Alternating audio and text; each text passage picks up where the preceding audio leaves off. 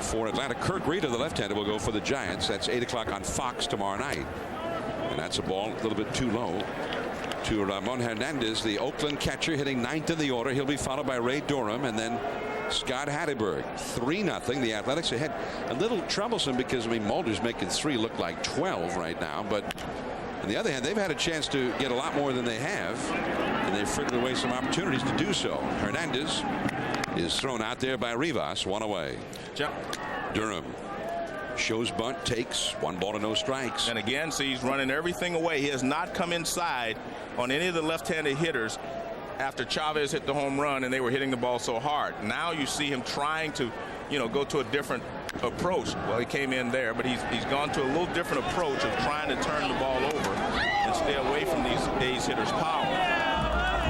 And I think that's smart because, like I say, the game plan is only as good as the execution. They can tell you pitch this guy in, this guy away, but if you can't get the ball to those locations, then you have to do whatever you can do that day to try to get them out. And I think he's discovered that his best chance today is to turn the ball over and use his changeup. Durham has walked, starting a 3-run rally, and he's flied out to shallow left, and he gets hit. Like it hit him right on the ankle.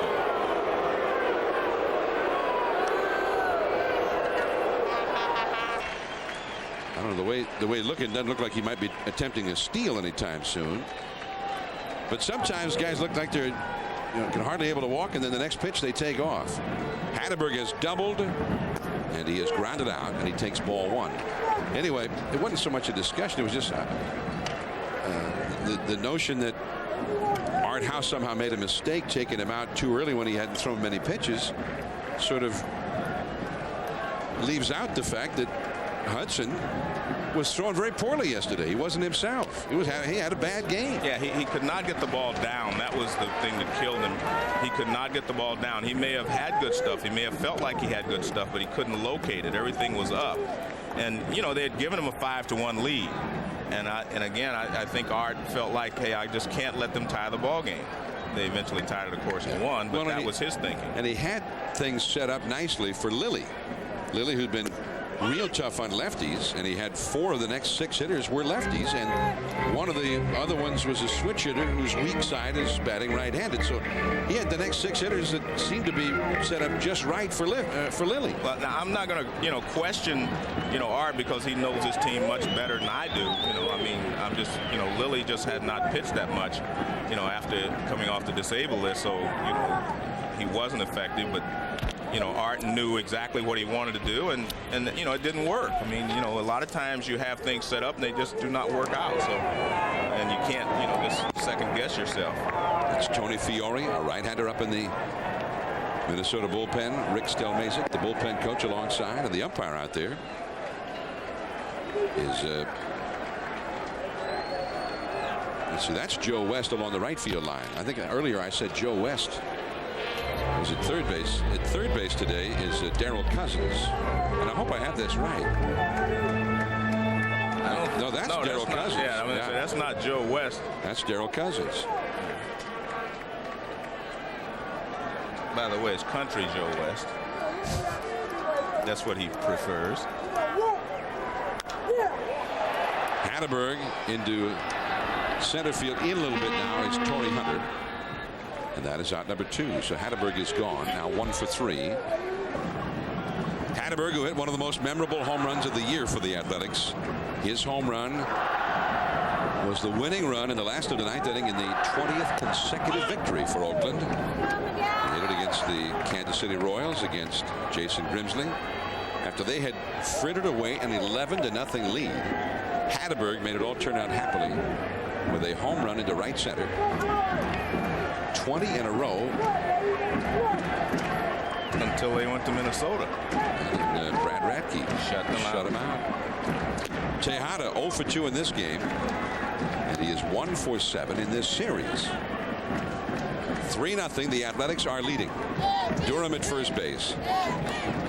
Now maybe Durham's not able after getting hit in the foot, but at some point I'm thinking, the A's are showing themselves now, unless the Twins hand them the runs with errors and misplays, or they hit a home run, they're not scoring. Why not set a guy loose who's who's capable. Isn't that the typical A's offense, though? I mean, they get some help by getting some bases on balls.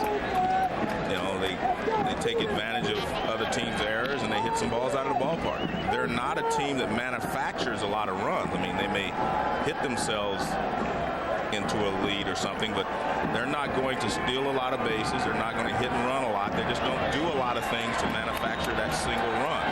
They're always like playing for the big inning rather than some of the one-run innings. 1-2 the count. Rips that one left center into the alleyway. Now Durham is off and running. Torrey Hunter. Here comes the relay to Guzman. Durham heading home. Teeth! A double for Tejada, and Oakland leads 4-0.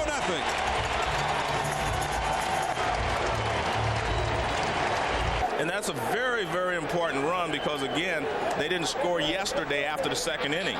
And, you have to continue to add on when you're playing a team like the Twins. If you let them just stay close or stay around, I mean, anything can happen. And that's the way the Twins were thinking coming into this series. Talking to Gardner, he said, we just want to stay around, stay close to the late innings, and then give ourselves a shot.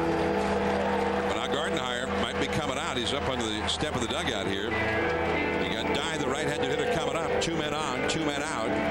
Well, they're looking to see what Dye's record is against Mays and what his record would be against Fiore, and that's what he's thinking about. That's why they have all those statistics right on the bench now.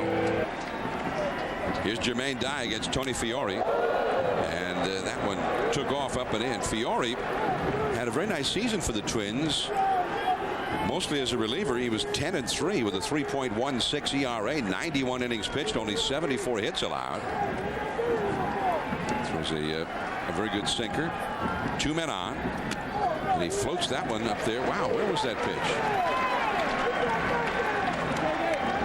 Jermaine Dye 0 for 4 lifetime against Fiore. Fiore, let's take a look at that pitch again. Yeah, but there you go, umpiring again. Right there. Well, at least we finally found one that yesterday you were correct. And the umpire was wrong. That's true. And I was just barely correct on that one. I don't know what that pitch is, John. It looks more like a knuckleball or something. Well, the way he gripped it, I thought it was a palm ball. There's a palm ball. You're right. I mean, it looks like there's just nothing on it. Well, he threw it at 71 miles an hour. Well, they called a ball 4 for going to his mouth. So Dye ends up getting the walk. Looked like Joe West, the third base umpire, the one who made the call. And Tejada, who hit the 2-out double to not get a run at third now. Chavez, who was walked intentionally at second, and Dye, the runner at first. And here's Justice, the veteran. And that's too low. Now that had a little downward movement on it. There's Tejada, Chavez, and Dye, the 3 base runners. Oakland with a chance to bust it open here in the 4th inning. Joe Mays responsible for 2 of those runners.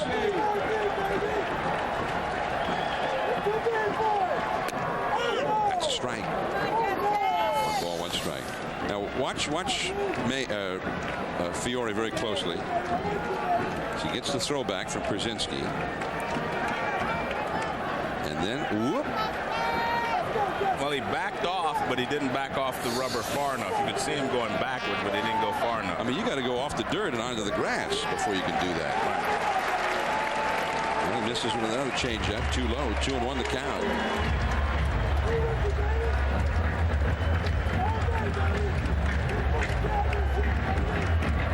Plus, I mean, and we didn't stay in the replay long enough. After you touch your hand to your mouth, you have to wipe it off. You're supposed to anyway. Or at least look like you're wiping it off. That is a fair ball. And now they'll start running. Tejada scores. Chavez scores. Here comes Dye. And they all score a triple. 7-0 Oakland.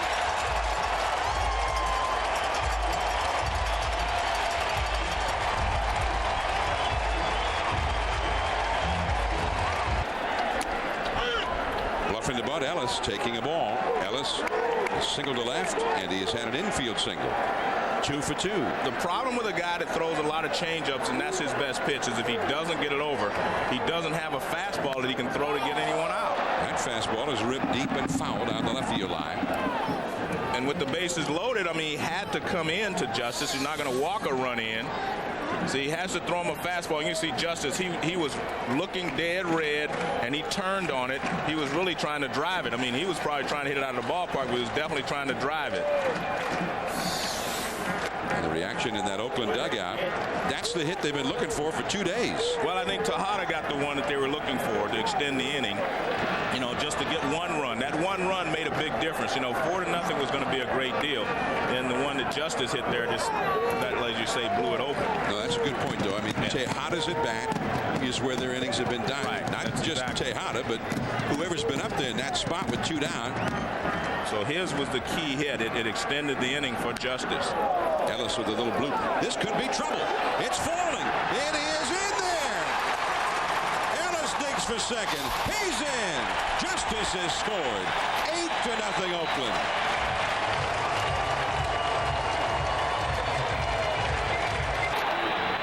So Ellis with the bloop. Now Terrence Long. Long has had a bloop today. A little bloop into shallow left field for a single. He's also flied out to left. He takes a strike. So Fiore ended up walking Jermaine Dye, and I might have walked him anyway, but he actually walked him on a pitch he didn't throw. Then Justice with the bases loaded, getting ahead of the count, ripped a triple past first and into the right field corner. Now the bloop double by Ellis. 6 extra base hits for the game for the Athletics as that changeup misses. 1 ball, 1 strike.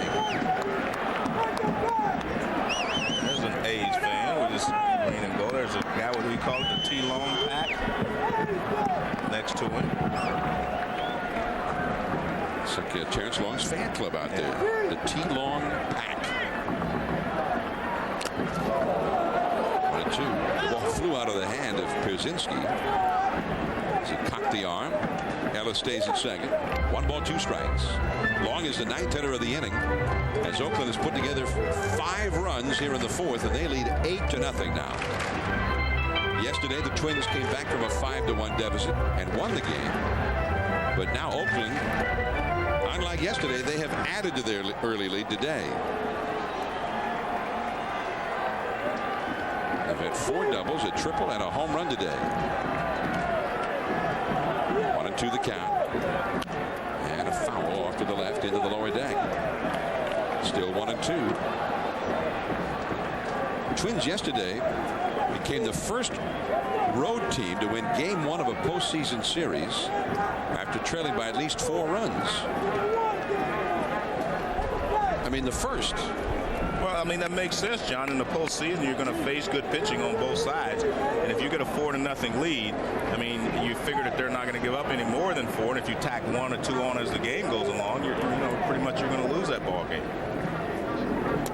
And a changeup misses. 2 balls, 2 strikes. Now they're the first road team, right? And just in a game 1. Right. But there's a lot of. I would bet that, I mean, you wouldn't have given them a chance yesterday with a 5-1 deficit and Tim Hudson on the mound. That's the way you viewed it. But, you know, the Twins didn't view it that way, and they did a great job of coming back. I thought they could. Oh, okay. Well, I have to tell you, and when Tim Hudson's right, and you give him a 5-1 lead, normally you're not going to come back because he throws ground balls. He keeps the ball in the ballpark. I saw it coming. But that was an unusual situation yesterday for Tim Hudson. Now this is going to be trouble. He got him. Christian Guzman. Beautifully done. But the very nice play comes after 5 runs scoring. Tejada with 1. 3 knocked in by Justice. The Athletics have a huge lead, 8-0.